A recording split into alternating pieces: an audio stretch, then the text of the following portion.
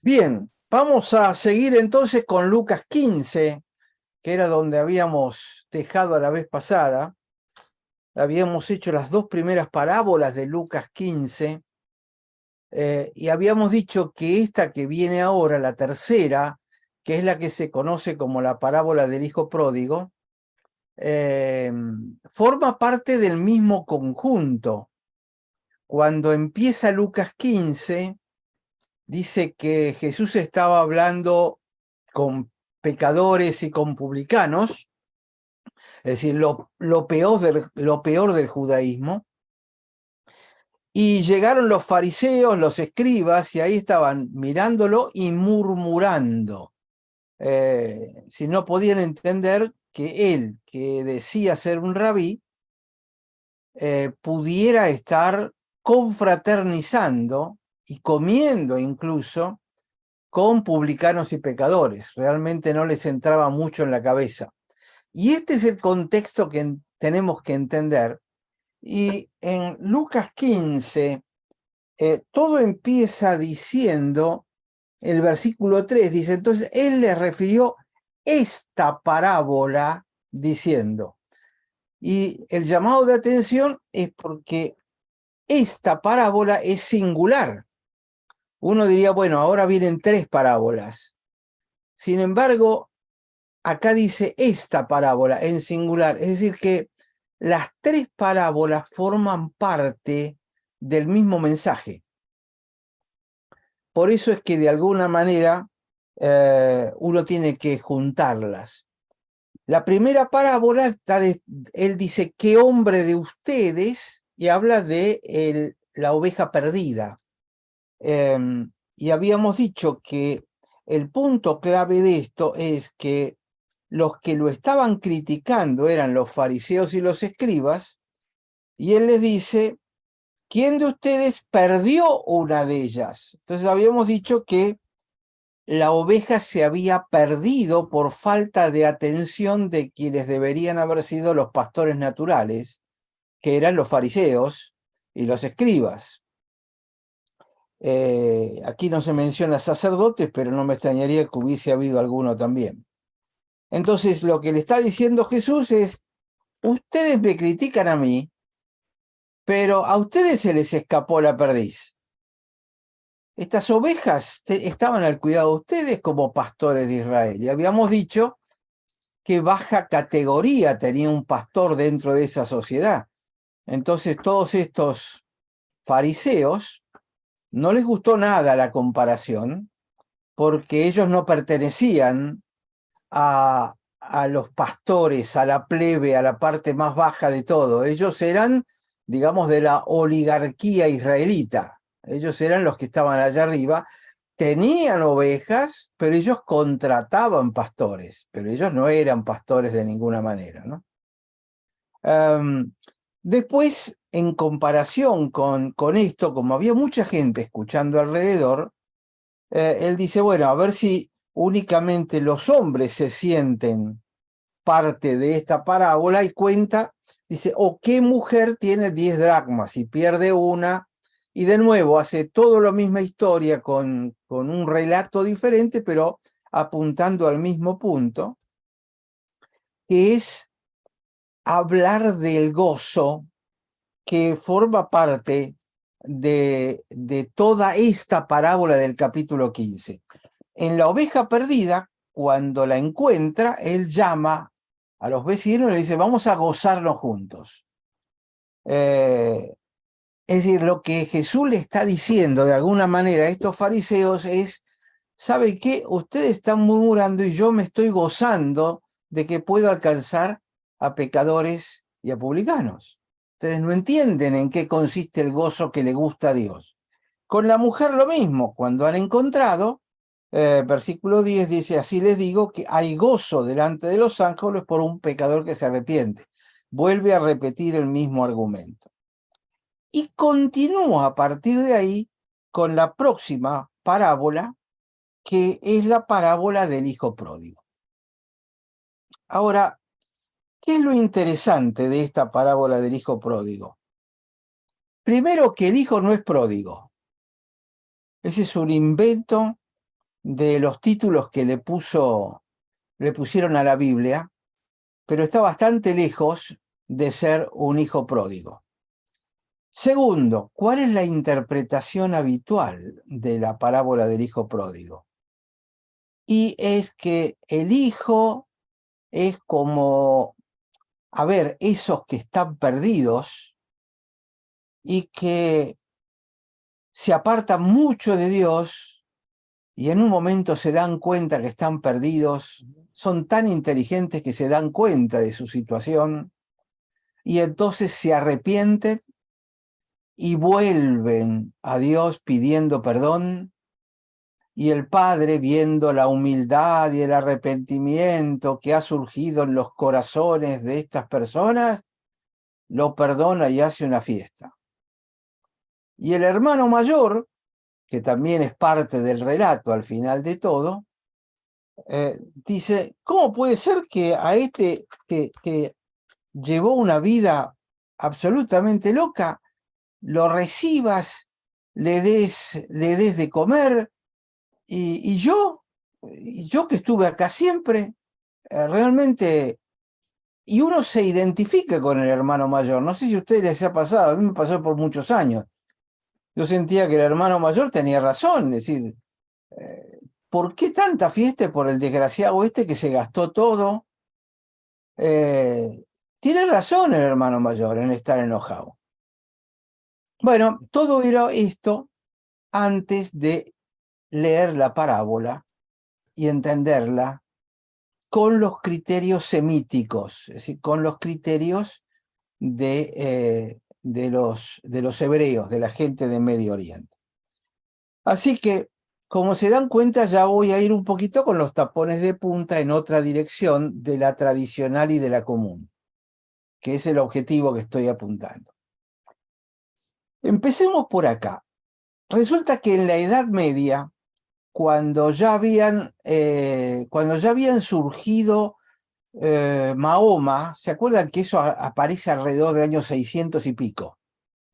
Hasta 600 y pico, el cristianismo y el judaísmo eran las dos religiones, y con Mahoma, en el año 600, más o menos, aparece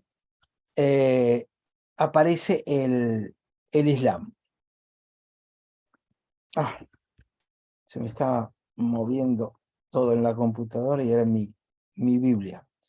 Entonces se armó una discusión académica que duró bastantes años entre los académicos islámicos y los académicos cristianos en aquel entonces. Ahora, imagínense, si estamos hablando de la Edad Media, la Reforma todavía no había ni despuntado. Eso aparece en el 1500. Entonces, ¿quiénes eran los académicos cristianos? Y eran ortodoxos y católicos. Todavía no estaban separados, porque la separación entre la Iglesia ortodoxa y la católica ocurre alrededor del año 1000. Entonces, en la Edad Media estamos hablando de un periodo donde todo el cristianismo más o menos tenía el mismo color. ¿Cuál era la discusión? Como la interpretación, digamos, natural que surge de leer esta epístola, esta parábola, con la mentalidad griega. Acuérdense que la iglesia cristiana lee los textos desde la mentalidad grecolatina, no desde la mentalidad de Medio Oriente. Y esto ha ocurrido desde siempre, porque el cristianismo, cuando dejó Antioquía, se empezó a meter en lo que era la cultura griega, y después pasa a Roma. Es decir, pasa a ser una religión fundamentalmente de Occidente.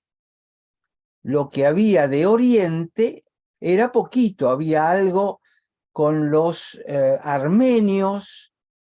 Había uno de los discípulos de Jesús tradicionalmente, Tomás, dicen que fue a la India, a la costa occidental de la India, ahí en una zona, la capital se llama Cochin de la provincia, yo estuve ahí, y hay una iglesia que es la iglesia descendiente de Tomás, pero es una iglesia con fuertes raíces hindúes, no hindúes de religión, sino indias de tradición india para leer.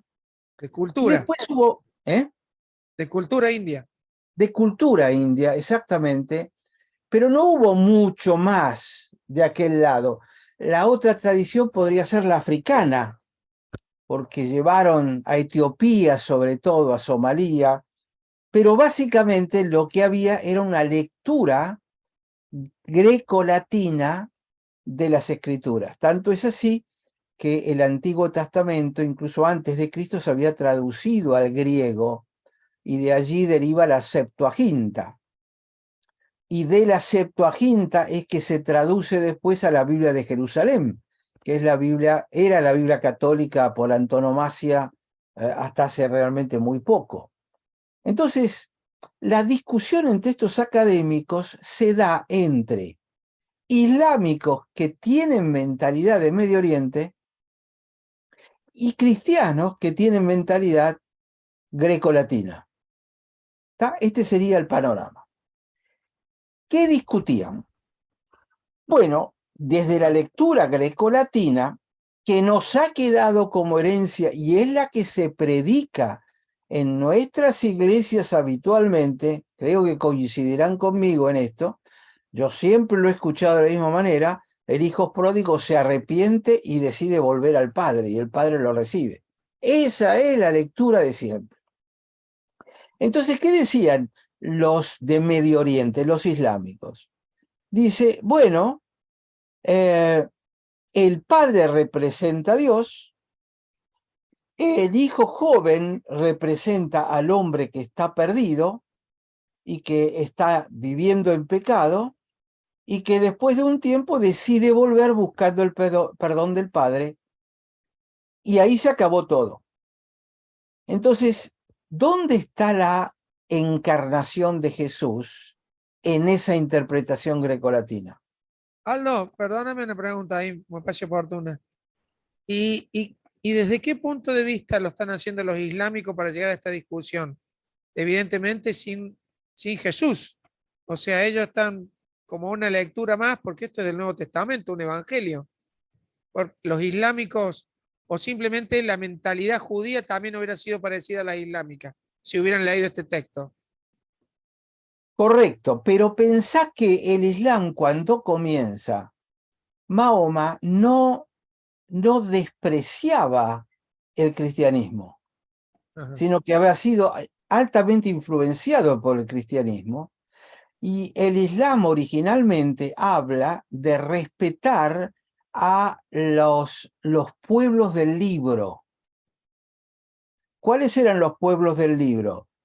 Del libro Antiguo Testamento y del Nuevo Testamento, que ya para este entonces estaba configurado alrededor del año 300 y pico, se configura el canon del Nuevo Testamento. Es decir, para la época del 600 de Mahoma, el libro era Antiguo y Nuevo Testamento, que él Ajá. lo conocía y era parte de la tradición. Entonces no era desconocido para ellos, sino que él está trayendo una nueva cosa que el arcángel Gabriel le dictó y empieza a desarrollarse el Islam atrás de esto. Pero la discusión con ellos es que ellos dicen, bueno, en esta interpretación tradicional que hemos escuchado en la iglesia evangélica, no decían eso, pero se los digo yo a ustedes para que lo apliquemos a nuestra interpretación habitual. Dicen, ¿dónde está la encarnación de Jesús? ¿Dónde está la cruz? ¿Dónde está el Redentor? ¿Dónde está el sacrificio o el sufrimiento? Bueno, el sufrimiento sí lo pudo haber pasado el pecador. ¿Dónde está la forma de salvación? ¿Dónde está el hombre hecho Dios o Dios hecho hombre? Ahora, si Jesús enseñó esto sobre cómo es la humanidad, cómo es el pecado en la humanidad y cómo se restaura la relación con Dios, que es darse cuenta que uno es pecador y volver por motus propio, y entonces el Padre, que es bueno, lo perdona. Entonces Jesús era un muy buen musulmán. Y ustedes, los cristianos, no entienden su mensaje. Vuelvo a repetirle, si nosotros interpretamos con la interpretación habitual evangélica el hijo pródigo, no está Cristo y no es necesario. Porque todo depende de que el pecador tome conciencia de su estado de pecado y vuelva, y el Padre lo acepta. ¿Me siguen en esto? Entonces, el tema, bueno, ¿cómo vas a contestar esto? Porque no había mucho argumento. Vuelvo a repetir, es decir, ustedes los cristianos, el propio Jesús les enseñó que si reconocen su pecado y vuelven a Dios, van a ser perdonados. Y esto es lo que Alá le está diciendo a Mahoma, que es su profeta. Entonces el Islam es una etapa superadora del cristianismo. Y les digo que por lo que yo he escuchado tantas veces, he escuchado al Islam, cómo presentar el Evangelio al Islam y todo esto, que era una de las materias que nosotros teníamos, esto es lo que siguen pensando. La realidad es que los cristianos están confundidos y no llegaron a tener todavía la gran evolución que tiene el Islam. Si quieren ser maduros, tienen que venir al Islam. Este era el mensaje y esta era la enorme discusión hasta acá. Queda claro, porque me parece que es muy importante para poder meternos en la parábola y darnos cuenta de que el argumento es falso. Pero también eso quiere decir que es falso lo que estamos predicando.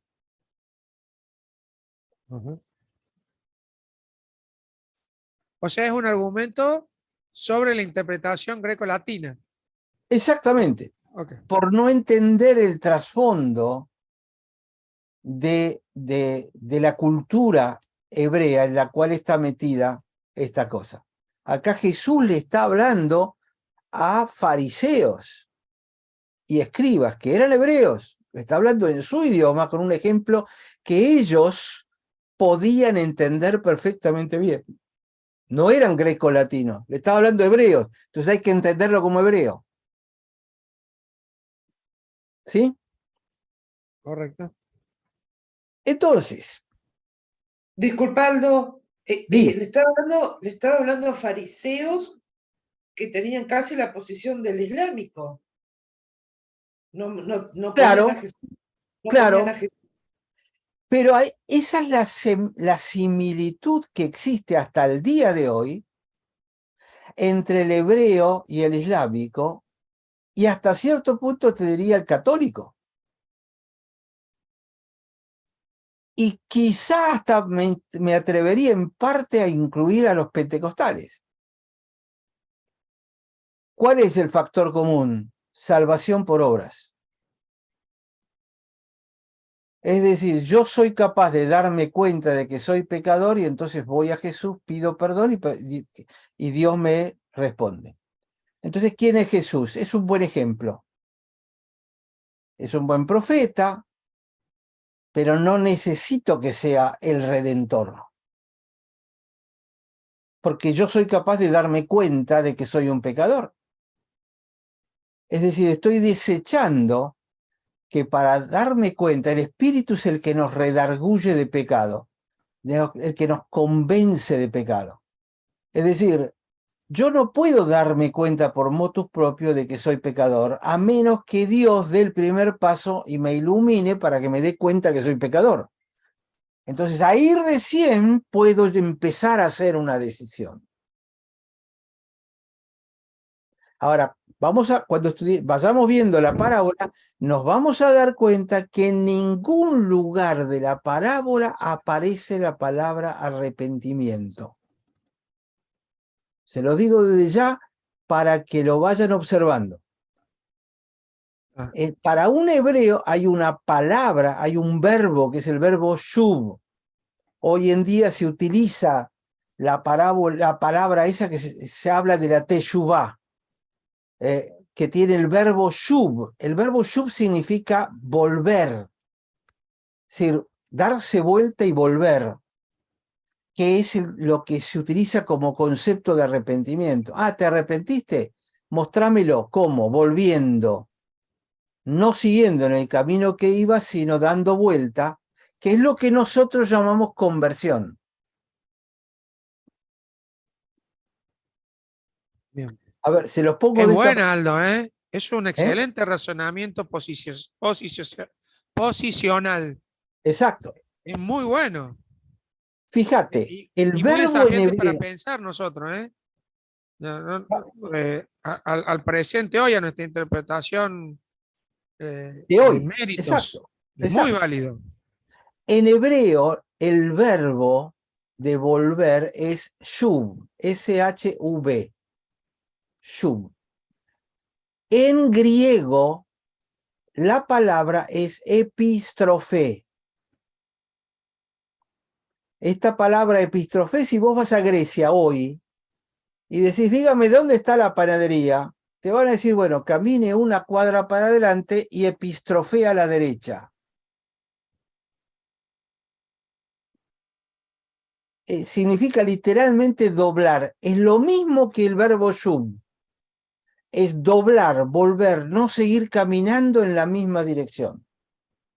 Aldo, perdón. Sí, Vos decís que no hubo arrepentimiento, pero la verdad que analizando él, reflexionó, hasta practicó qué le iba a decir al padre y no tomó te me una... adelante. Cuando vamos al Ah, texto vas a entenderlo eso. dale. Déjame reforzar bien este concepto porque es absolutamente clave.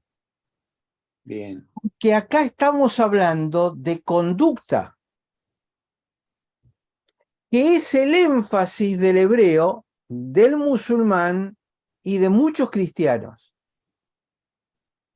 El pensamiento grecolatino tiene que ver con la ética griega, con la conducta. Entonces le prestamos mucha atención a la conducta.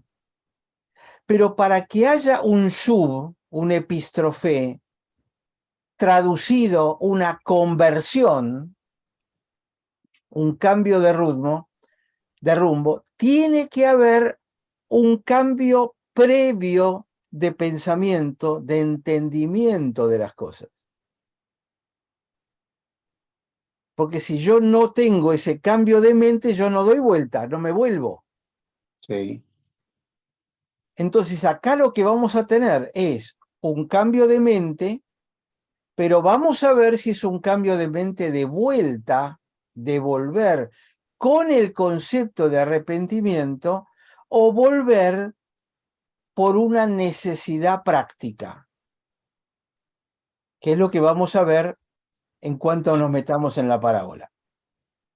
Ahora, el concepto fundamental es que si yo lo excluyo a Jesús, su encarnación, muerte y resurrección, yo acá lo que tengo es una historia, una historia común y corriente donde Jesús es absolutamente innecesario. Lo único que hace falta es el pecador que se vuelva y un Dios que perdone. Este es el punto. No tenemos un Dios con el cual nos reconciliemos. Vamos a analizarlo ahora en detalle. Entonces, hubo algún cambio para que entendamos esto.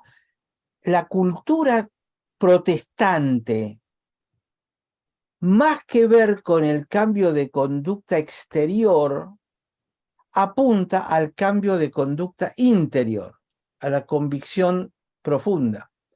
Y el tema es que cuando yo me meto en la convicción profunda de una persona, yo tengo que entender por qué lo está haciendo.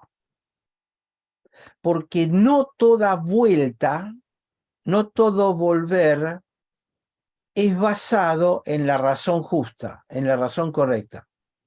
Hay muchas causas para volver. Sí, sí. Yo puedo ir por un camino y el camino está bloqueado y estoy obligado a volver, pero ese no quiere decir que me haya dado cuenta que iba por el camino equivocado, por ejemplo.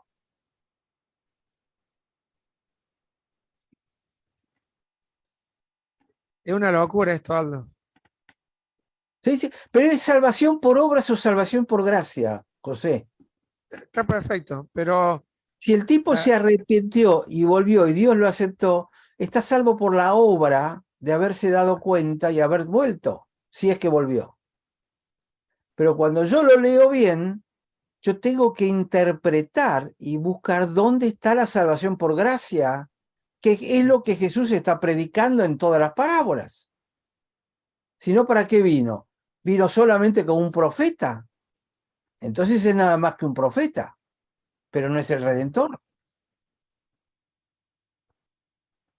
Y Jesús está explicando quién es el Padre y quién es Él, y se lo está aplicando a los fariseos, que lo están criticando por estar haciendo la tarea de abrirle la mente a los pecadores y publicanos para que se arrepientan. Es decir, para que se produzca ese shuv, ese cambio de dirección. Entonces, acá hay en tensión esta cosa, y es lo que originó esta discusión académica, ¿no? Aldo, yo te digo que es una locura, porque a medida que vas avanzando en esto del cambio de conducta, el cambio interno, el cambio de mente, empiezo a deshilachar cositas nuestras del día a día, ¿eh? Y mira que Claro. hace tiempo que venimos estudiando y me pongo a reflexionar si parte de lo que uno entiende de mi propio arrepentimiento propio no termina siendo una decisión por conveniencia o por convicción cultural o por convicción de lo que está bien o lo que está mal, más allá de la gracia. ¿Me entendés? Por Es fuerte, conveniencia generalmente, porque tienen temor de ser condenados, por ejemplo, de ir al infierno. o simplemente porque estoy acostumbrado a vivir en el cristianismo. Claro, y es Sin el gracia mensaje que se has puede vivir. recibido. Es el mensaje que has recibido. Por eso ese famoso poema de Sor Juana Inés de la Cruz, no me mueve mi Dios para quererte el cielo que me tienes prometido, ni me mueve el infierno tan temido para dejar por ello de adorarte. Ajá. Muéveme, Señor, y continúa tu dolor, todo lo que pasaste. Entonces, vuelvo a repetir, el tema es cuál es la razón por la cual yo hago un cambio. Jesús está apuntándole a los fariseos, tipos muy duros teológicamente, con una convicción muy dura. Tiene que traspasar toda esa barrera. Así que vamos a meternos en la parábola y vamos a descubrir un poquitito estas cosas. Sí, Sergio. Una preguntita. Yo hace un tiempo escuché precisamente de esta parábola, de que Jesús había utilizado como que esta era una historia muy conocida dentro del mundo antiguo y que él la modificó. No sé si es cierto eso, esa es la pregunta que te quería hacer. Que era una Mira que historia yo muy leí conocida. parábolas en muchos lados, pero no, ese concepto no lo leí nunca. Ah, bien. Yo Y había leído eso. leí un montón de comentarios de los tradicionales.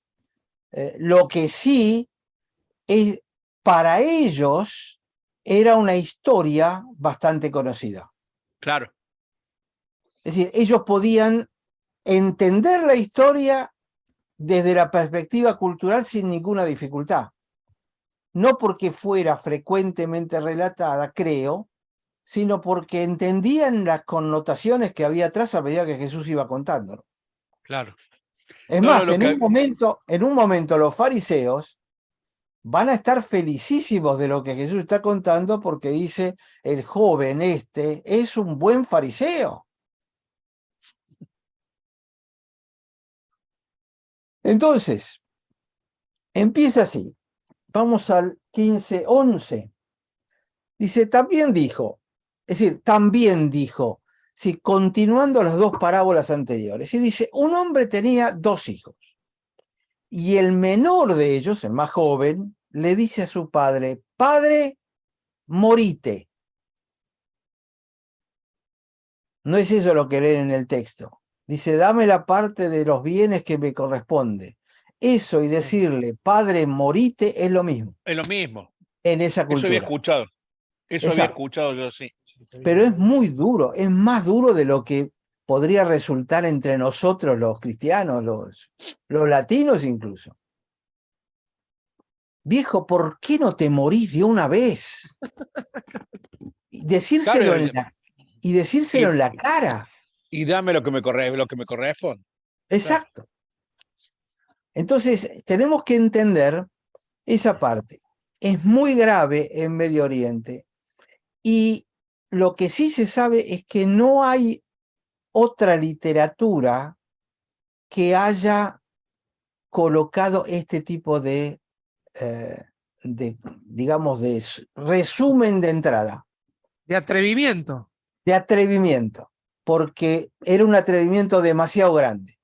Imagínense la cara de los fariseos y escribas cuando lo escuchan a Jesús decir, Padre, dame la parte de los bienes que me corresponde. Ya estaban agarrados de los pelos, no lo podían creer. No, esto no es imposible. Ese joven es un desgraciado. E inmediatamente que dice eso, le dice, y le repartió los bienes. Lo cual está hablando de cierta característica en el carácter del padre. Le decís, ¿por qué no te morís? Y el padre dice, bueno, está bien. ¿Qué querés? La plata, toma, acá la tenés. Presto como para ayudar al hijo, no se enoja de semejante barbaridad y les reparte el dinero. Allá en Medio Oriente era muy frecuente en estos casos, que era lo que tendría que haber hecho el padre. Si el relato era correcto, el padre le tendría que haber dado una cachetada con el dorso de la mano, no con la palma, sino así como se desafiaba a duelo, ¿se acuerdan? Con el guante, se le pegaba en la cara. Bueno, la lógica ante semejante planteo del joven hubiese sido que el padre le metiera un cazote de cachetada al revés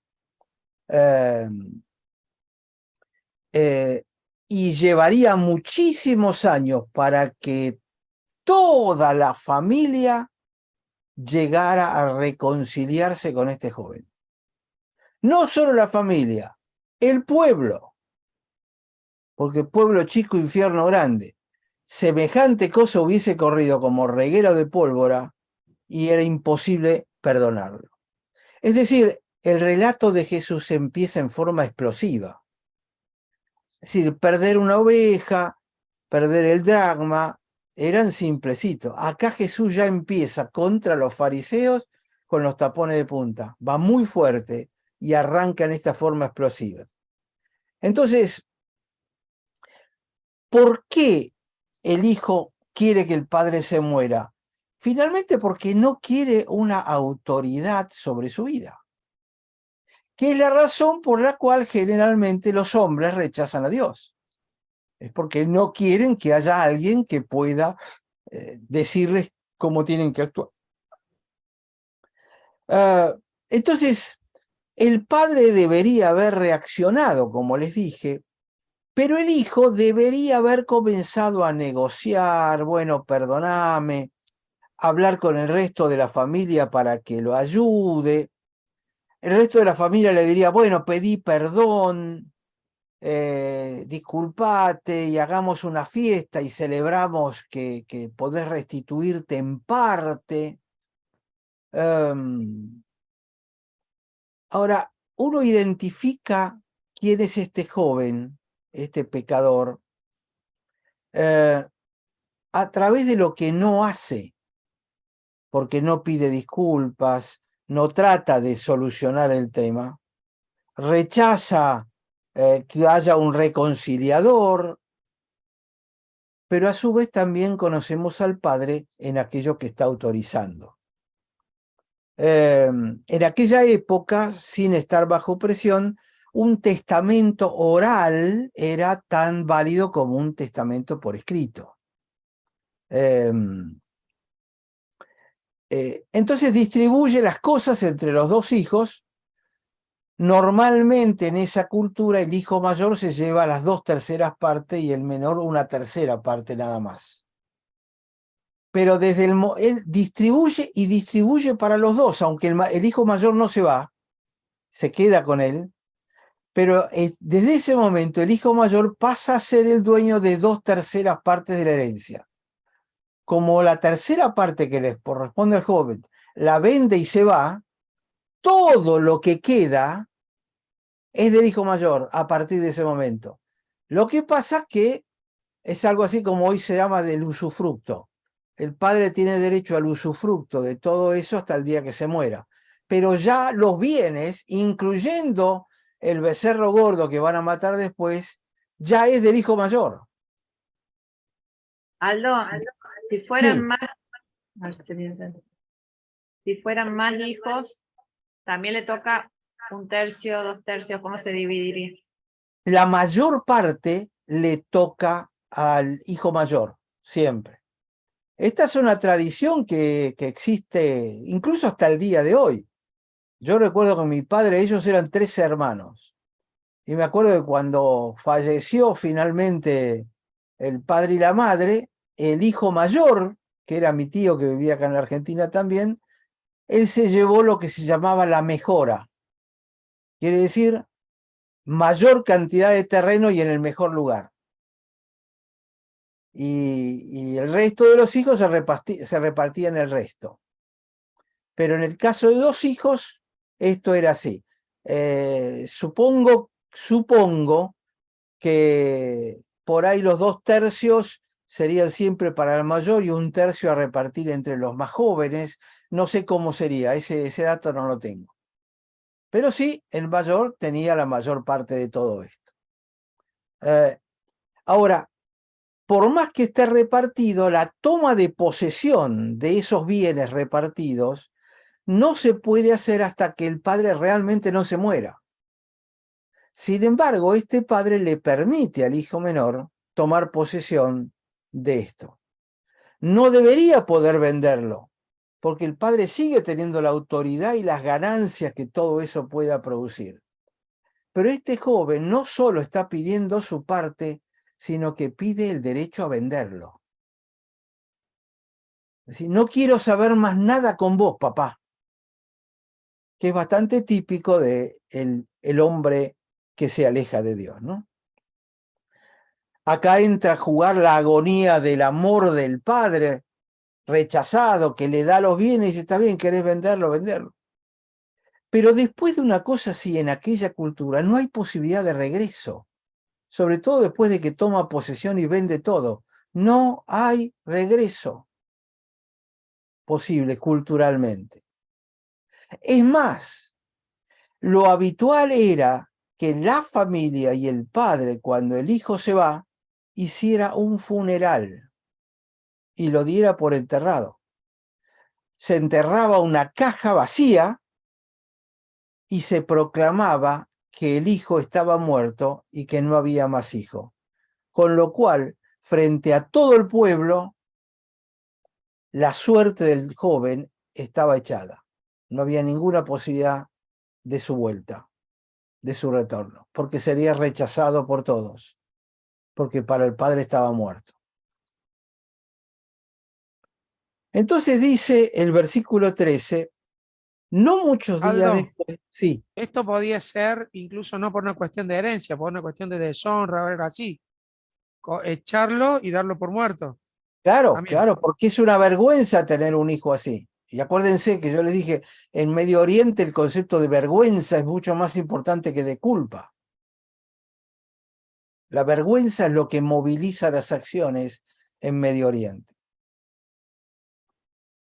Entonces, dice, no muchos días después, juntándolo todo el hijo menor, no muchos días después, es decir, que rápidamente lo juntó todo, lo vendió. La palabra en griego es sunagogón. Agogón viene de agonía, es decir, de la dificultad de vender todo esto, pero con la agonía juntó todo. Es decir, literalmente nosotros decimos en la Argentina, reventó la propiedad que le correspondía, los animales que los reventó, deme lo que quiera. Yo lo que quiero es irme de acá. Entonces consolidó el dinero, juntándolo todo, lo puso en una bolsita y se fue a una provincia apartada, lo cual significa irse incluso de la cultura hebrea, y allí desperdició sus bienes viviendo perdidamente. En ningún momento dice que anduvo con prostitutas y se lo gastó con mujeres y todo eso. Eso después lo va a decir el hermano mayor, sin haberlo visto y sin haber charlado. Es decir, lo supone, pero lo que la Biblia dice, lo que Jesús dijo, es se lo gastó todo viviendo perdidamente. Se fue al Hyatt, pidió la habitación presidencial y se lo gastó todo en un poco de tiempo. Esa sería más o menos la idea. Imagínense a los fariseos escuchando esto, este hijo, qué increíble, y se fue de la cultura nuestra, y se llevaba todo eso y se lo gastó todo. Uy, mi Dios, ¿qué va a hacer ahora? Entonces, Aldo, perdóname. ¿Qué implicancia tiene para los fariseos el botín? significa que primero tuvo que vender las propiedades.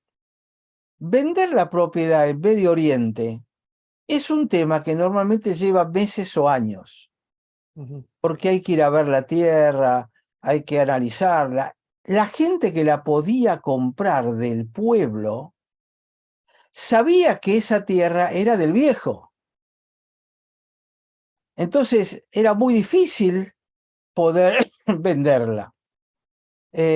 Todo esto tuvo una repercusión enorme en la aldea. Alguien se lo compró por migajas, pero culturalmente estaban muy enojados con él, porque todo el mundo sabía que esa había sido una propiedad de la familia, del padre, probablemente por varias generaciones. Entonces, hay tanta presión que él se lo vende y el fariseo dice, y la verdad que es una barbaridad lo que está haciendo. Pero entienden perfectamente que lo tuvo que reventar para poder irse de ahí. No aguantaba más al padre y a la familia del padre.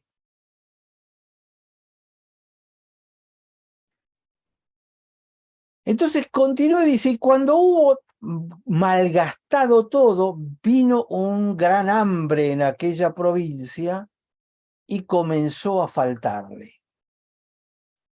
Entonces, ¿qué hizo?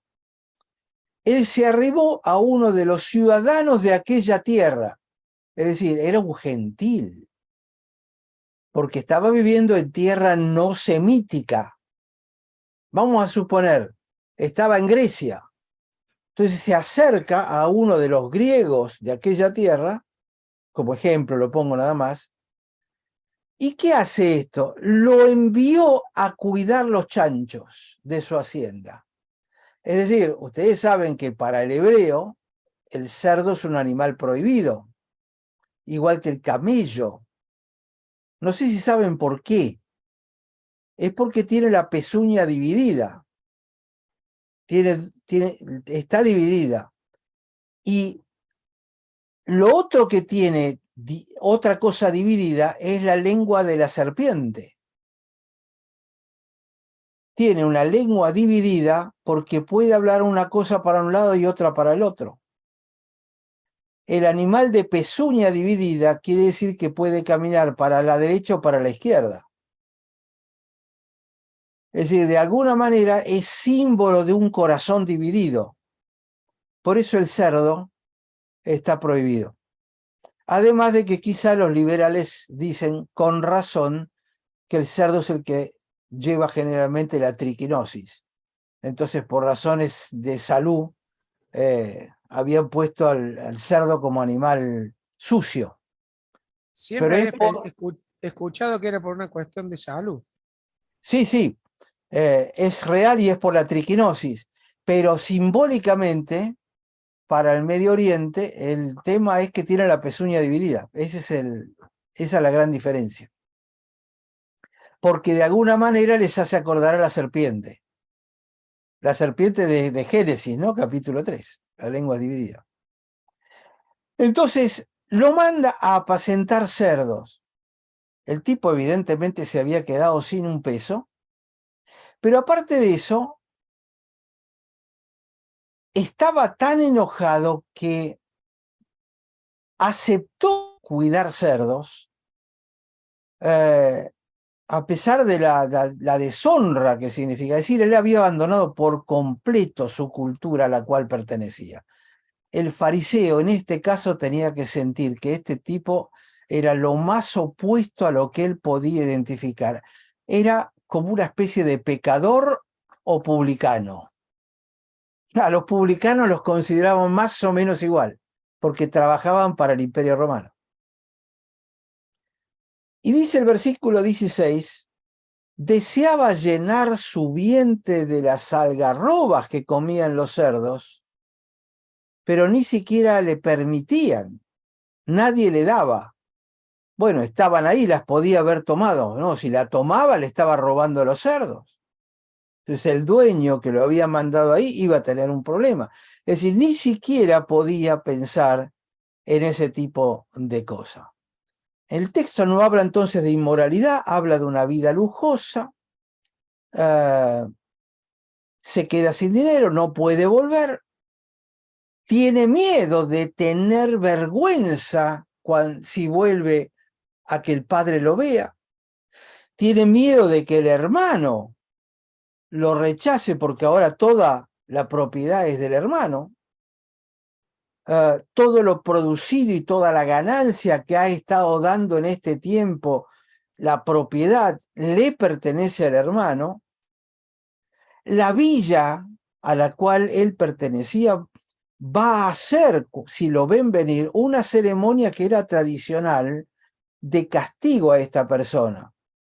En el caso de que un judío esté viviendo en una villa judía y vende la propiedad a los gentiles, o se casaba con una mujer inmoral y vuelves al pueblo, se tomaba un recipiente con nueces y granos quemados y el pueblo lo encontraba afuera del pueblo y rompía ese recipiente delante de la persona, mostrando que las relaciones con esa persona estaban cortadas.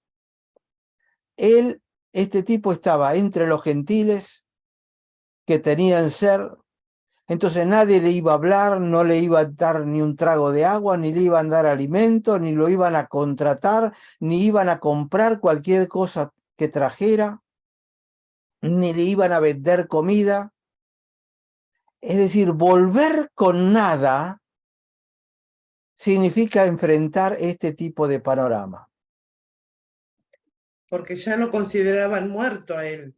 Exactamente. Y peor que muerto. Muerto después de haberlos insultado al padre, al hermano y a toda la villa.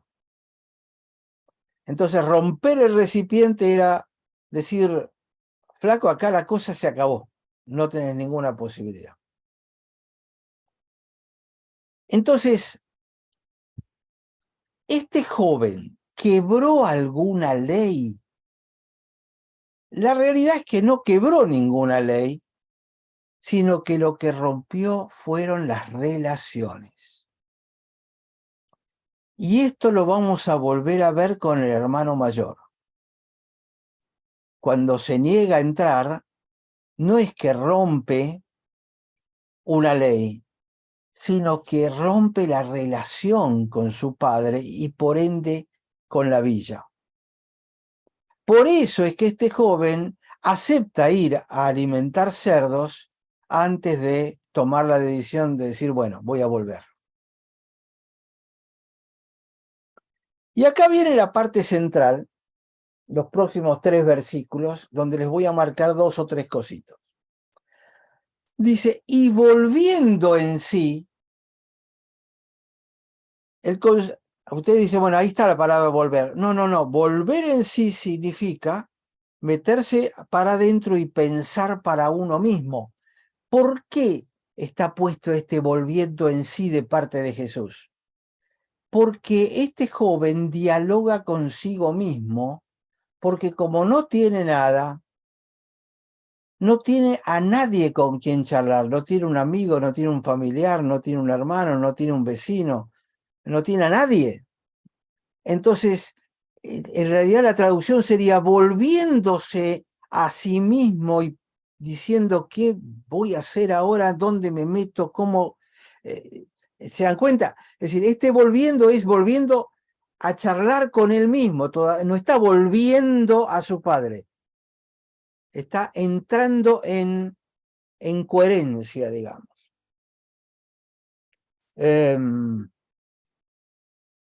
Denme un segundo.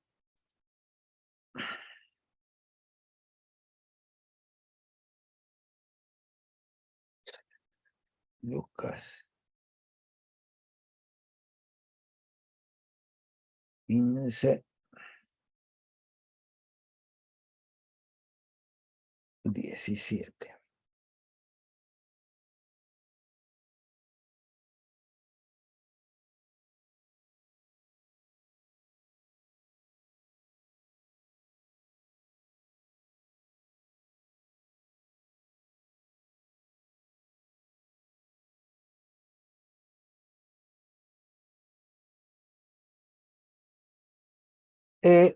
La palabra exactamente es ergomai, a vos que te gusta, José, esto también, que significa venir a.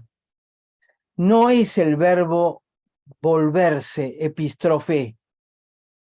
La palabra es ergomai, que significa venir, oír, o venir, oír. Es decir, es un movimiento de ida o de vuelta.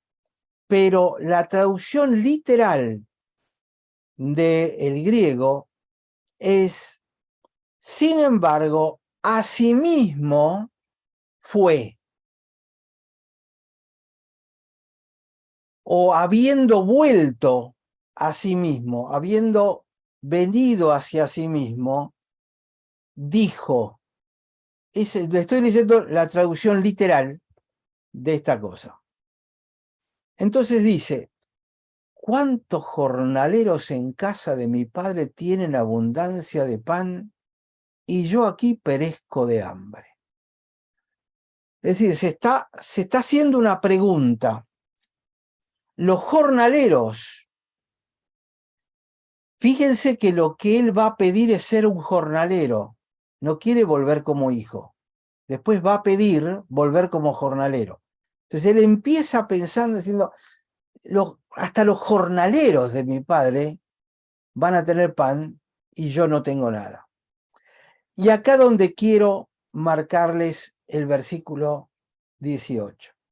Él dice, me levantaré e iré a mi padre. No dice, me levantaré y volveré a mi padre.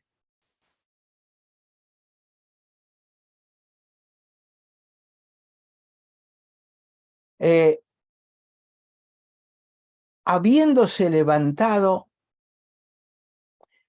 iré a mi padre y le diré. Eso es literalmente la traducción del pasaje. En ningún momento aparece el verbo epístrofe, que sería el de volver. Es decir, el concepto del shub, de cambiar de dirección, no está. Dice, voy a ir a mi padre. Claro, pero si voy, ¿qué va a pasar? Y mi padre me va a rechazar con todo lo que pasó, mi hermano también, el pueblo también. Tengo que armarme un speech para que no me rechace, porque si no me muero de hambre, tengo que comer. A ver, ¿cómo puedo hacer? ¿Qué puedo decirle para que al menos me deje hablar lo que yo estoy buscando? Y entonces dice, bueno, voy a ir y le voy a decir, Padre, he pecado contra el cielo y contra ti. En este momento los fariseos que estaban escuchando aplaudieron. ¿Por qué? Porque el concepto de arrepentimiento, me parece que lo tratamos en alguna de las parábolas anteriores. El arrepentimiento se había convertido en una obra de arrepentimiento para los fariseos. Si los fariseos decían, para que una persona se arrepienta, necesitaba 3 cosas. La primera era confesar el pecado. Segundo, restituir algo. Y tercero, evidenciar que uno había cambiado de concepto. Es decir, el arrepentimiento no era algo interno en el corazón, que yo miro para adentro y me doy cuenta que metí la pata, que soy pecador, sino consiste en confesar. ¿Vieron? Uno va en el colectivo y de pronto hay un movimiento brusco y le pisaron el pie al que está al lado parado, y uno le dice, uy, disculpe. Y la verdad que a uno no le interesa si lo pisó o no lo pisó, ese disculpo y es una cosa totalmente... Pero le dijo perdón. Entonces, primer punto era confesión. Y este dice, Padre, he pecado contra el cielo y contra ti. Los fariseos hasta acá, totalmente de acuerdo. Segundo, no soy digno de ser llamado tu hijo. Segundo, es tratar de evidenciar esa honestidad en lo que está diciendo.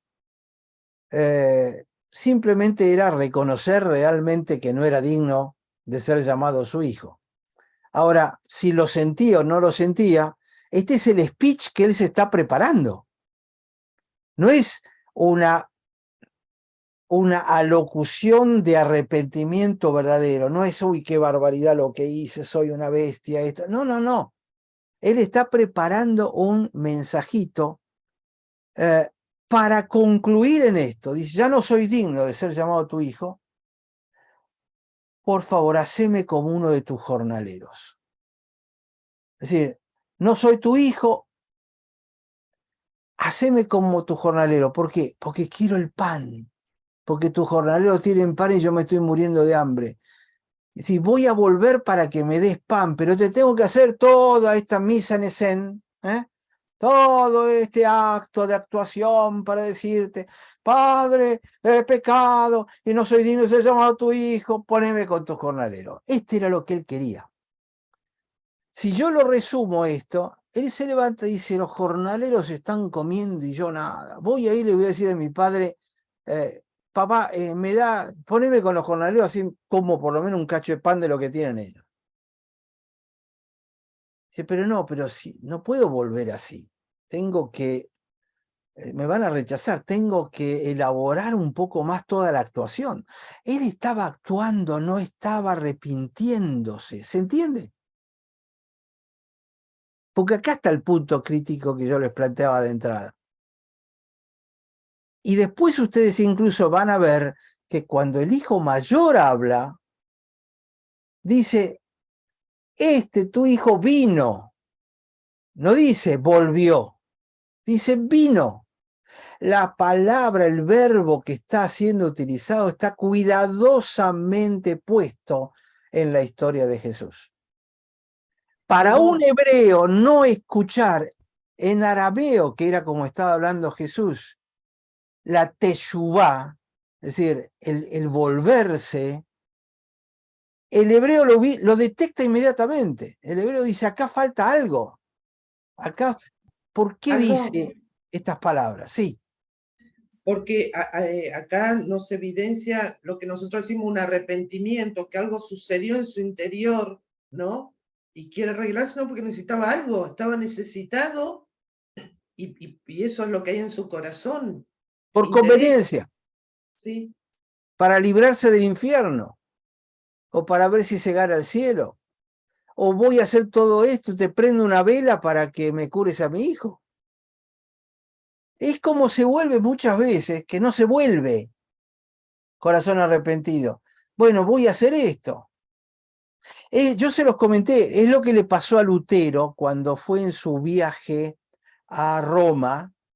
Había una excursión que era típica, que había que hacerlo para conseguir unos días de perdón en el purgatorio. Había una iglesia que tenía una escalera caracol que se decían, o decían en la iglesia esta, que era en Roma, ¿no? Era la iglesia, era la escalera caracol por la cual bajó Jesús frente a Poncio Pilato y qué sé yo, y había que subirla de rodillas. Y si la subías de rodillas, entonces te ganabas cierto crédito en el purgatorio para el día que te murieras. Eran parte de las indulgencias. Había que pagar y subías de esa manera. Y ahí es donde Lutero recuerda el justo por la fe vivirá, y él se da cuenta de que no se puede comprar la salvación, y esta es una historia relacionada con ese momento de la vida de Lutero. Entonces, es muy diferente que yo me arrepienta y vuelva arrepentido a Dios, y otra es que vaya tratando de hacer una transacción comercial. Él lo que quería, este joven lo que quería era aprender un oficio, porque era tan bruto, había sido tan mimado, que ni siquiera había aprendido un oficio para ganarse la vida. Entonces él dice, voy, que me ponga con los jornaleros y por lo menos voy a aprender algún oficio para poder ganarme la vida. Cuando aprenda el oficio me vuelvo acá y sigo viviendo la vida que hago, pero por lo menos voy a tener un oficio con el cual vivir, porque era un inútil. Entonces, él planea, bueno, haceme como un jornalero. La palabra literal, mistión, es haceme, enseñame un oficio. Si deja que yo aprenda un oficio, porque no utiliza la palabra esclavo, que sería doulos. Tampoco le dice, haceme como un servidor de la casa, que sería el diácono, la palabra diácono. No se utiliza la palabra ni doulos, esclavo, ni diácono, sirviente. Utiliza la palabra mistión, que es poneme con los que tienen un oficio. ¿Para qué? Para que yo lo aprenda. Vuelvo a repetir, fíjense qué cuidadosa elección de las palabras que está haciendo Jesús. Entonces, la otra palabra para destacar es hazme como a uno de los jornaleros. La palabra hazme no es mandame allá con los jornaleros. La palabra hazme en griego ahí en el original es poiesón, y poiesón significa generar. Se las digo con un ejemplo médico. Hay una palabra que usamos en medicina que se llama hematopoiesis. Hemato significa sangre, poiesis es generación de hematopoiesis es cuando aprendemos, bueno, cómo se forma el glóbulo rojo, el glóbulo blanco, los linfocitos, los monocitos, esto, lo otro. ¿Cuál es el mecanismo de generación de estas cosas? Esa es la palabra poiesis. Es generar a partir de un huevo. Ovopoiesis significa cómo se genera un huevo, por ejemplo. Entonces, ¿qué le dice él? Créame, generame como uno de tus hombres con oficio. Es decir, poneme allí para que me enseñen un oficio. Se cuenta, yendo finito a las palabras usadas, uno entiende esto. Y la palabra poiesis normalmente se aplica cuando se genera desde casi la nada. Es decir, Dios creó al mundo, Dios generó al mundo, Génesis. Lo creó de la nada. Es decir, él está diciendo, yo soy un inútil, entonces poneme para que de la nada pueda generar un oficio con el cual puedo vivir. ¿Está? Entonces, entrename y voy a poder sobrevivir con mi oficio. No voy a poder pagarte de nuevo todo. La relación con vos, y ya no aspiro a tener una relación con vos. Aspiro a tener un oficio y poder comer, nada más. No puedo pagar para restituir esto, entonces tengo que confesar, tengo que ofrecer algo a cambio de mis pecados. No voy a vivir en la casa porque voy a ser un jornalero, es decir, que voy a vivir afuera de la casa principal, y él sabe que esto es lo que le espera. Así que todos los que ¿Cuál estaban sería la restitución ahí, Aldo? No hay restitución, no tiene forma de restituir la situación. Económicamente, ya no. es que ahí está el tema. Es decir, si vos lo entendés con la interpretación tradicional, él vuelve arrepentido a la casita de los viejos, no tiene que restituir porque está buscando el perdón del Padre. Entonces no tiene nada para restituir, no puede restituir. Pero bueno, te doy algo para restituir, te doy mi confesión. ¿Estás salvo? Sí, ¿por qué? Y te confieso que soy un pecador. Estamos la misma que hoy en día en nuestras iglesias.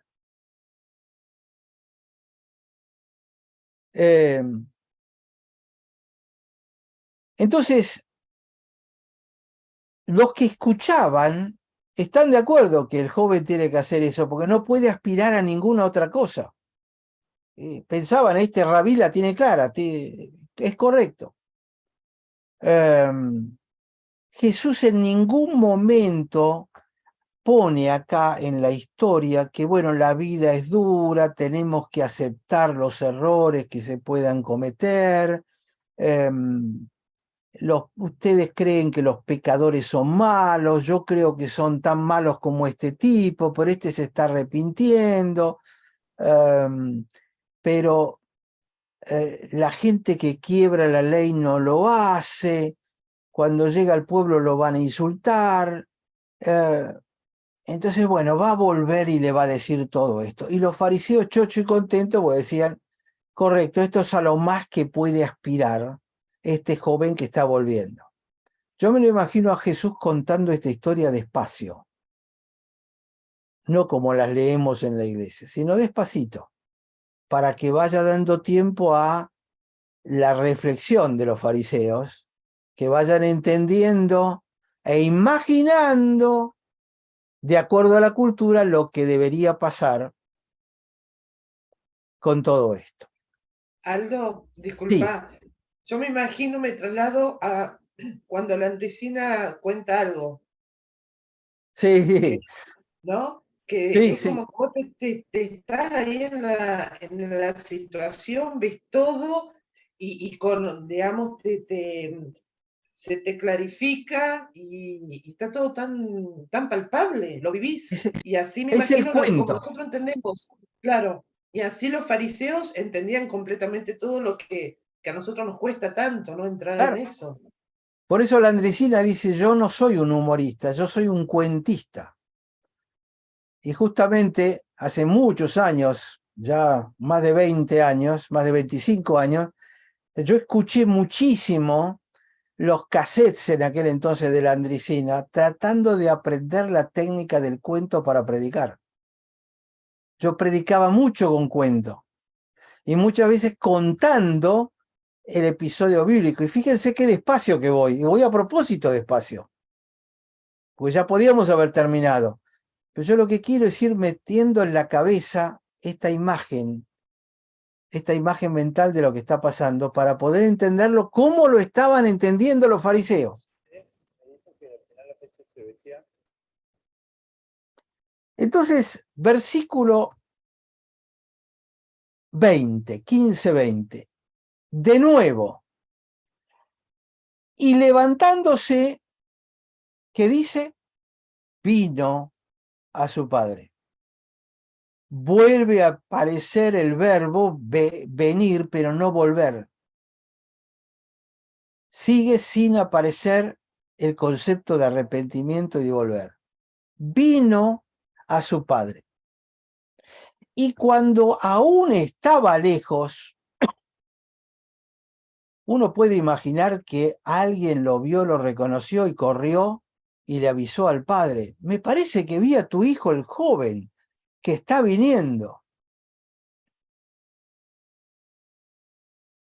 Cuando todavía estaba lejos, no dice cuando estaba volviendo lejos, cuando todavía estaba lejos, posición, allá lejos, el publicano y el pecador está allá lejos del Padre, lejos de Dios, no está cercano, está muy lejos. El Padre lo ve y fue movido a misericordia, y esta es la palabra clave que Jesús está tratando de transmitir en la mayoría de las parábolas de Jesús, que la naturaleza del Padre es la Gesed, es la misericordia. Y misericordia significa, legalmente esta persona debería estar muerta, pero lo voy a mirar con misericordia y no voy a hacer lo que debería hacer. ¿Se acuerdan que yo les he dicho muchas veces el concepto de justicia? ¿Quién es el justo? El justo es el recto. ¿Quién es el injusto? El que sea un poquito torcido. Poquito, mucho, no importa. Está algo torcido, mínimamente ya no es recto. ¿Qué voy a hacer? ¿Lo voy a mirar con el patrón de la línea recta o lo voy a mirar con un ojo más laxo? Eso significa la gesed. Es no mirarlo como debería, sino mirarlo con misericordia. Entonces, cuando lo ve lejos, lo vio su padre, fue movido a misericordia y el padre corrió. ¿Vieron? Esta es la palabrita que pasa muy largo cuando leemos el hijo pródigo. El padre corrió. El padre abandona la casa y va al encuentro del hijo. Ahí lo tienen a Jesús. Es el padre bajando a buscar al hijo cuando el hijo todavía estaba lejos y venía con intenciones solamente comerciales. Pero este padre de misericordia baja y corre con esas togas que utilizan los de Medio Oriente. ¿Saben qué difícil que es correr? La única forma es levantarse la toga, con lo cual quedan a la vista las ropas interiores, lo cual es una gran deshonra y una gran vergüenza, porque el pueblo, que se debió haber enterado de que venía este hijo tanto como el padre, este pueblo lo iba a rechazar, y entonces el padre tenía que adelantarse al pueblo para que el pueblo no lo mate y lo rechace. Él tenía que encontrarlo primero. Y para eso pasó vergüenza. Vergüenza que vean su intimidad como Jesús muriendo en la cruz, con apenas un taparrabo. Esta palabrita "y corrió", ¿se dan cuenta de la importancia que tiene? Entonces, al padre no le importó que lo vieran en paños menores. Y el hijo ve al padre viniendo hacia él, viene corriendo hacia él. lo sorprende el amor de ese padre. Y el padre va a llegar antes que el pueblo, antes que el hermano mayor, antes que todos los demás, porque sale a su encuentro. Y esto es lo que está diciendo. Acuérdense, le está hablando a los fariseos porque él estaba hablando con pecadores y publicanos.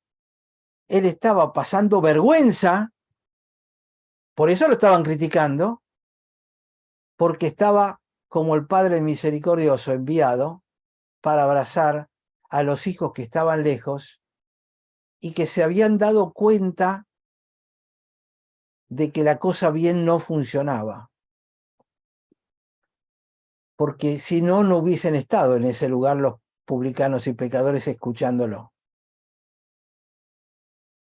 Entonces, el hijo ve al padre que viene corriendo y empieza con su speech preparado, que lo toma de sorpresa.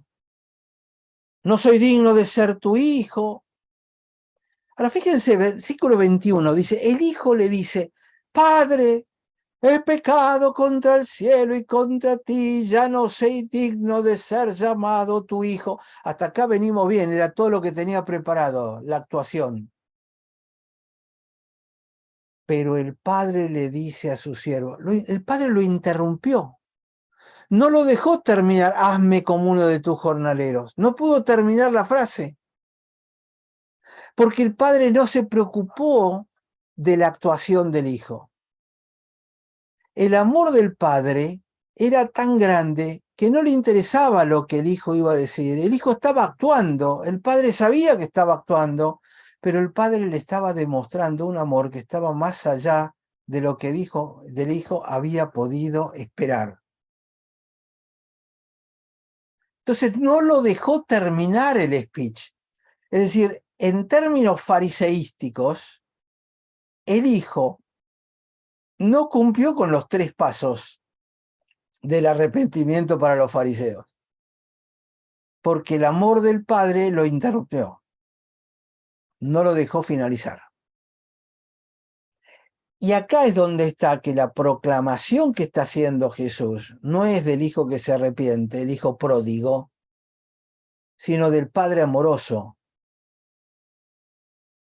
que está, si me permiten la palabra, apabullando a su hijo con el amor y apabullando al pueblo,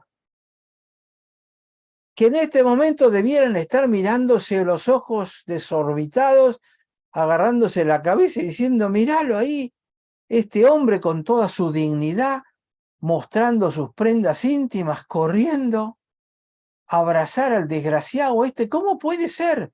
El pueblo estaba criticando de la misma manera que los fariseos y los escribas estaban criticándolo a Jesús.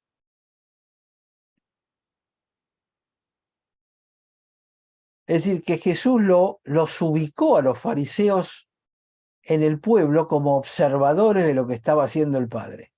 Les estaba mostrando la naturaleza del Padre, les estaba mostrando que la naturaleza del Hijo seguía siendo igual que la otra, y que en realidad no es el Hijo que vuelve al Padre, sino el Padre que corre hacia el Hijo.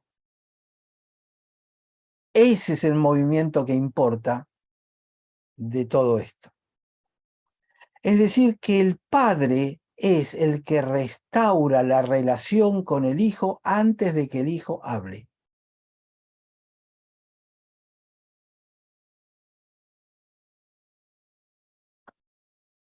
El que restaura la relación es el Padre, no la persona que se arrepiente.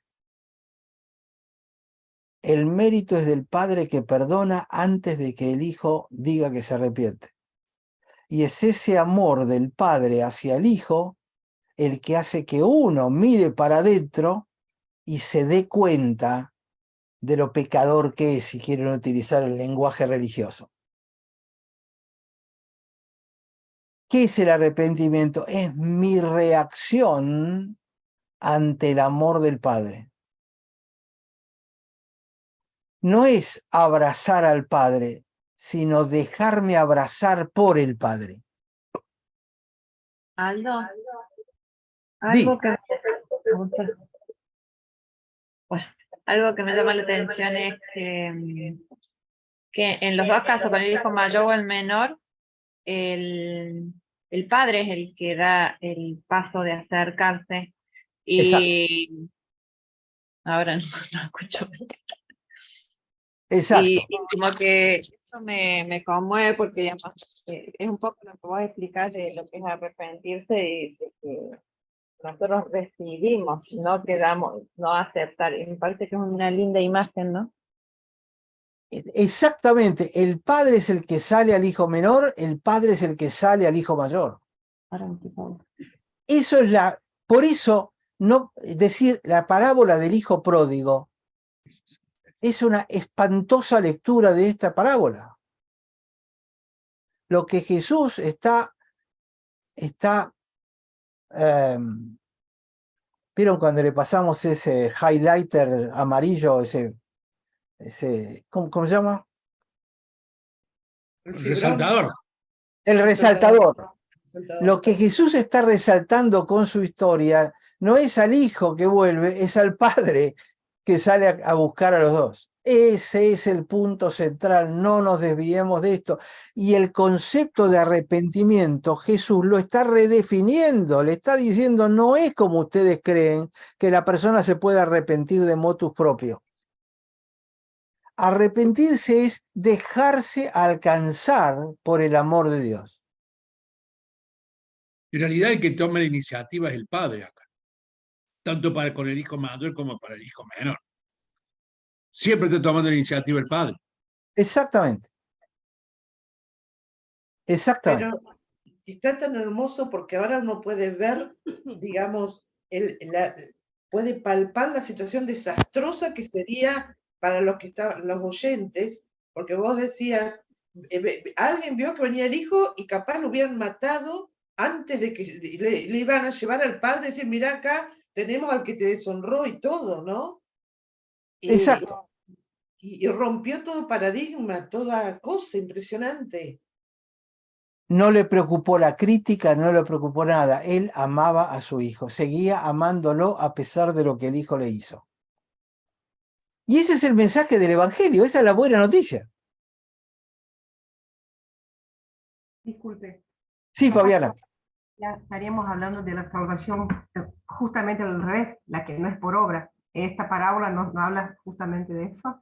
De esa Exactamente. No es restauración por la obra del hijo. En todo caso es restauración por la obra del padre.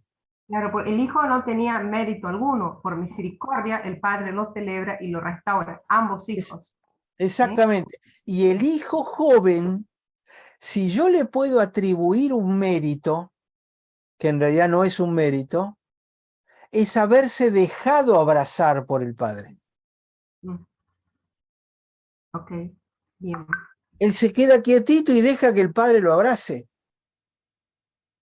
Y que Pero lo Lo que ves. pasa, lo que pasa es que lo no ves. tenía lo otra. bese. No tenía otra el hijo. Y El hijo sí, joven. pero lo podés convertir en una relación de dos vías. No, el padre lo abrazó, pero el hijo también lo abrazó. Él también tiene un mérito porque lo abrazó al padre. ¿Te das cuenta? Ahí entra la obra. La gracia Sí. es todo del padre. Por eso esta la tenía un poquitito para el final, porque me parece que es la que redondea prácticamente toda la cosa. Y fíjense, dice, cuando estaba lejos lo ve su padre, fue movido a misericordia y corrió y se echó sobre su cuello y lo besó. Se dejó besar. Se echó sobre el cuello, lo abrazó, lo besó, como los judíos, 2 besos, uno de cada lado. Y él se dejó, y yo trato de ponerme en el lugar de él, lo he hecho tantas veces con esto, y siento como un... ¿Se acuerdan que yo les decía la palabra arrepentimiento en hebreo es literalmente eso? Es como entender la cosa diferente y dejarse estar. Imagínense ustedes que ustedes son este hijo que vuelve y viene Dios, los abraza, los besa y ustedes se dejan.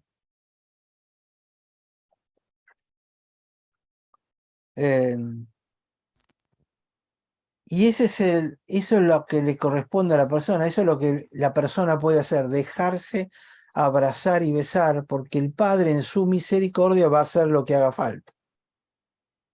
Entonces, dice, Padre, he pecado contra el cielo y contra ti, ya no soy digno de ser llamado tu hijo. Me lo imagino diciéndole eso al oído, porque está abrazado y besado. Padre, mirá, he pecado contra el cielo, no soy digno de ser llamado tu hijo. El Padre no le da ni 5 de, perdón, no de bolilla. Entonces el Padre le dice a sus siervos, a sus esclavos, doulos, traigan el mejor vestido. ¿Qué quiere decir traigan el mejor vestido? Pónganle el vestido que yo uso para que el pueblo sepa que él tiene mi dignidad.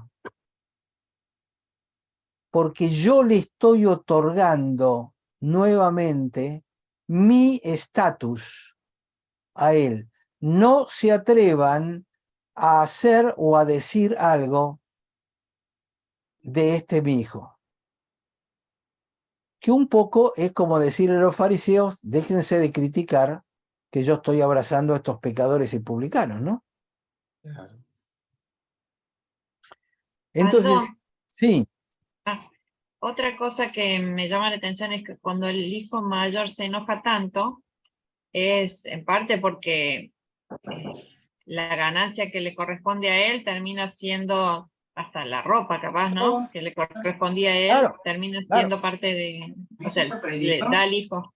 Y un poco me hace acordar a cuando el que se le perdona mucho y el que se le perdona poco, digamos, que nos toca perdonar, y perdonar también es perder, Exacto, perder nuestro. exacto, exacto. Correcto. No la vamos a terminar hoy, es decir, ahora ya estamos, pasó 1 hora y media.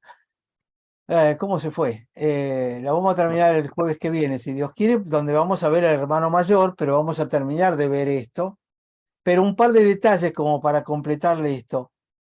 Pónganle el vestido, que significa devuélvanle o reconozcan su autoridad, que es la mía. Entonces no vayan a ofenderlo. Y le dice, y pongan un anillo en su mano. ¿Qué significa el anillo? El anillo significaba la autoridad.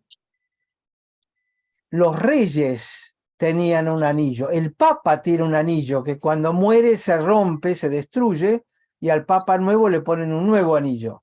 ¿Por qué? Porque con eso se ceñaba la lacra que se usaba antes. Era una especie de cera de color rojo. Cuando uno mandaba una carta y la carta no quería que fuera abierta, se calentaba, era una barrita de lacra bordó, colorada, se calentaba con una vela y cuando estaba caliente se derretía. Entonces se echaban un par de gotas como si fuera de una vela, se echaban ahí en la junta del,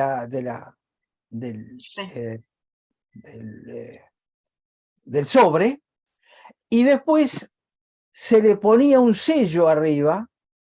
Yo me acuerdo, yo tenía un sello, era de mi padre, con el nombre de la persona, con lo cual significaba está sellado por mi autoridad, porque tengo autoridad para hacerlo.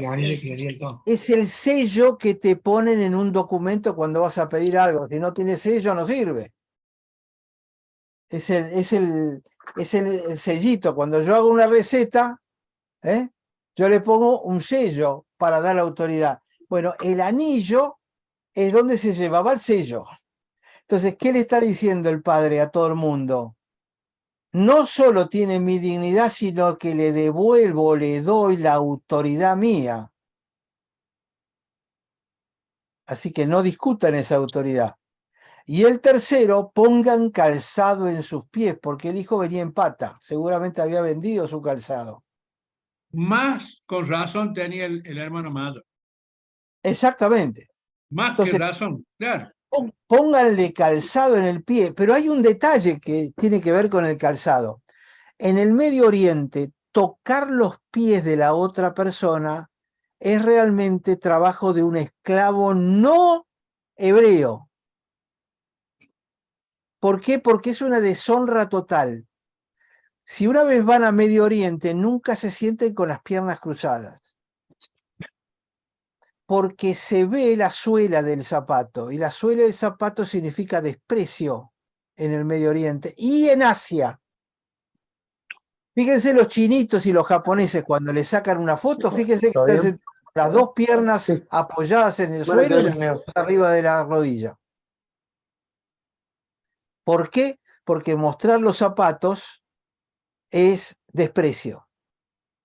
Entonces, estar descalzo significa no tener estatus, no tener nivel, estar sucio. Entonces, pónganle zapatos significaba que alguien tenía que acercarse y tocarle los pies para ponerle los zapatos. Pongan calzado en sus pies. Es decir, alguien se arrodilla delante del hijo para poder alcanzarle. Son todas señales de restitución de la dignidad, que es lo que hace Dios con nosotros. Y entonces ahí sí, aparece, bueno, traigan el becerro goto, mátenlo, comamos y hagamos su fiesta. ¿Por qué? Porque mi hijo, que estaba muerto, yo lo he revivido, traducción literal del griego. Yo lo revivo, se había perdido y yo lo hallo. Y comenzaron a regocijarse. Y está muy claro en el original que el padre dice, esto es obra mía, yo le restituyo la vida, yo lo hago vivo de nuevo, para mí está vivo y para mí yo lo he encontrado, yo lo he hallado. No es que él me halló a mí, sino yo lo hallé a él.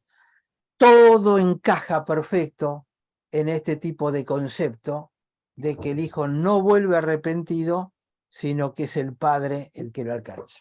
Y acá yo diría, paremos y la próxima seguimos con el resto de la historia.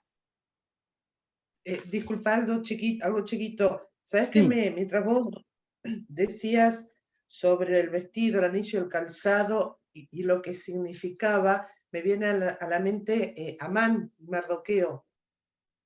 ¿Sí? Ajá. Cuando, digamos, Amán tuvo que hacer todas estas cosas hacia Mardoqueo. Y lo que significaba que pensaba que era para él, ¿no? Ese reconocimiento. Exactamente, exactamente. Eso. Ahora, se dan cuenta que es muy típico de la cultura hebrea. Es decir, la restitución no es gratuita. La restitución se da porque el Padre tiene un corazón misericordioso. Ahí está la clave de toda la... Este es el punto central que Jesús está tratando de decir. Y está tratando de mostrar lo que Él está haciendo con los publicanos y pecadores, por lo cual está siendo criticado. Ustedes que me critican no entienden nada. Ustedes son maestros de la ley que deberían entender y no lo entienden. Era un maestro, este Jesús era increíble. Un comentario, en realidad una consulta, disculpe. Yo tengo una Biblia comentada presbiteriana de Brasil y el título está, escuchándolo, El incansable amor de Dios que busca el perdido. Y es presbiteriana, por eso es que... Presbiteriana, sí. En serio, es mi Biblia de estudio, además que está en portugués. Y una Biblia. Por eso lo escuchaba. Exactamente.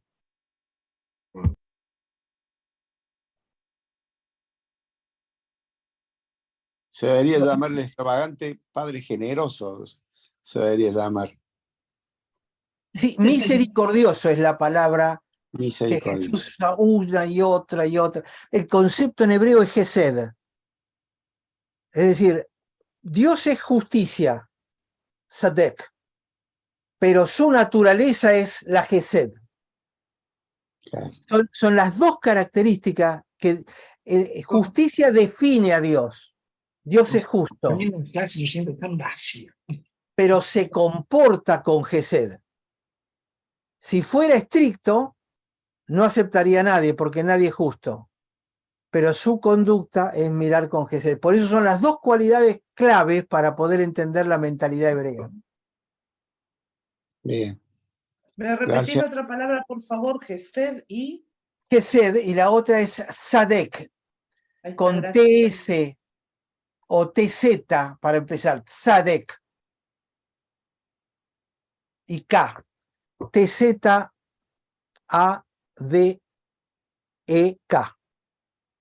Sadek.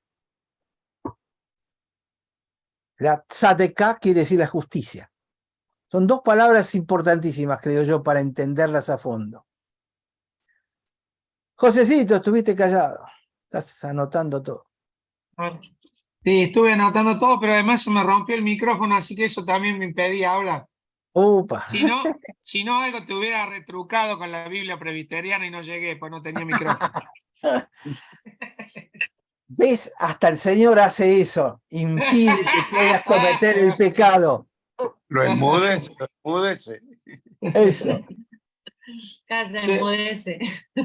Muy bien. Bueno, gente linda, vamos cerrando que Me quedo ya con nos el tema pasamos del de hermano tiempo. mayor, yo. Me quedo con el tema del hermano mayor. Y porque ustedes Gra- dos son hermanos gracias. mayores. Pobre hermano mayor. Oh, nada Ay, que pobre. A Ay, nosotros Mari nos y toca la Dani, ropa usada. Mari y Claro, el otro Daniel, se fue de joda. No solo le devuelve la vida, Ese es el prácticamente. Ernesto. Lo devuelve, le devuelve la vida al padre. exacto, exacto. Sí, Aldo, Sandra. disculpa, Mari y Daniel en esta hora, a partir de las 4:30, van a buscar a los chiquitos a la escuela. Por eso ellos lo que pueden, están conectados y después pierden la conexión, ¿sí? Listo, no hay Pero están problema. muy contentos. El Gracias. jueves que viene vamos a terminar con el hijo mayor, que es un poquito más corto.